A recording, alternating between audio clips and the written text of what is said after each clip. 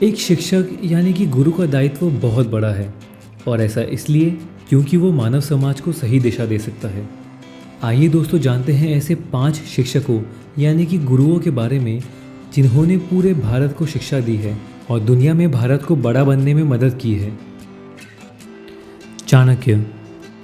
चाणक्य भारत के एक महान शिक्षक, अर्थशास्त्री, दार्शनिक यानी कि फिलोसोफर थे, जिन्होंने प्राचीन भारत में अर्थशास्त्र लिखी थी और उनकी चाणक्य नीति दुनिया भर में जानी जाती है। वो तक्षशिला में पढ़ाया करते थे, जो कि दुनिया का सबसे पहला विश्वविद्यालय है। कहते हैं कि चाणक्य अपने विद्यार्थियों को बिना सुने और देखे बगैर लड़ने की कला भी सिखाते थे।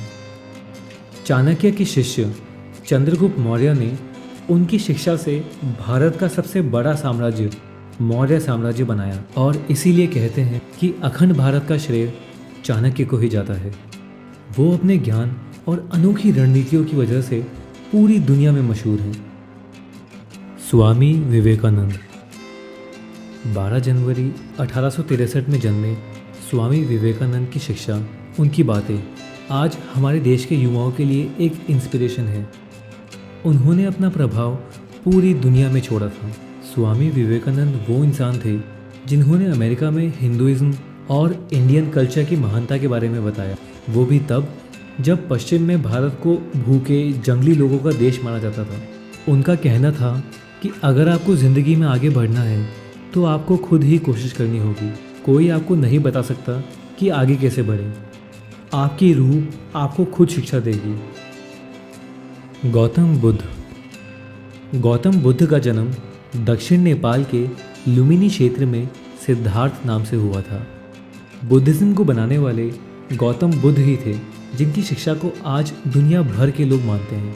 वो एक आध्यात्मिक गुरु थे जिन्होंने समाज में बहुत बड़ा बदलाव लाया और अपनी महान शिक्षा से पूरी दुनिया को प्रभावित किया। बुद्ध बनने से पहले सिद्धार्थ ने एक आलीशान जिंदगी जी, लेकिन 29 साल की उम्र में उन्होंने सारी शान शौकत छोड़ दुखों से मुक्त होने की तलाश में एक तपस्वी जीवन जिया। बुद्ध शब्द का मतलब ही होता है जागृत होना। गुरु नानक जी। 15 अप्रैल 1469 में जन्मे गुरु नानक जी सिख धर्म के संस्थापक और सिखों के पहले गुरु थे। वो हिंदू मुस्लिम की एकता को सपोर्ट करते थे। धार्मिक सद्भाव की स्थापना के लिए उन्होंने सभी तीर्थों की यात्रा की और सभी धर्मों के लोगों को अपना शिष्य बनाया। उन्होंने हिंदू धर्म और इस्लाम की शिक्षाओं को मिलाकर एक नए धर्म की स्थापना की, जिसका मूल मंत्र था प्रेम और समानता। यही बाद में सिख धर्म कहलाया। सिखों की लेख गुरु ग्रंथ साहिब गुरु नानक जी की शिक्षाओं पर बनी है। स्वामी दयानंद सरस्वती। स्वामी दयानंद सरस्वती आर्य समाज के संस्थापक थे। उन्होंने वैदिक विचारधारा को पुनर्जीवित करने की दिशा में काम किया।